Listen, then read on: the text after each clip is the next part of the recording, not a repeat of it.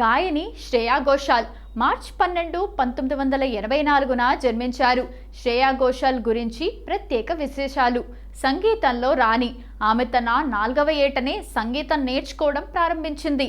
16 ఏళ్ల వయసులో Sa Re Ga Ma Pa reality show విజేతగా నిలిచి బాలీవుడ్ దిగ్గజ దర్శకుడు సంజయ్ లీలా బన్సాలి కంట్లో పడింది. ఆయన తన దేవదాస్ చిత్రంతో ఆమెను వెండితెరకు పరిచయం చేశారు. అరుదైన గౌరవం. అమెరికాలోని ఓహియో రాష్ట్రం ఆమె గౌరవార్థం జూన్ 26ను శ్రేయా ఘోషాల్ డేగా ప్రకటించింది. ఒక భారతీయ గాయని పేరుతో అమెరికాలో ఒక రోజు ఉండటం చాలా గర్వకారణం. తెలుగు పాటల్లో మేటి. ఆమె గొంతులో ఏదో తెలియని మధురం ఉంటుంది.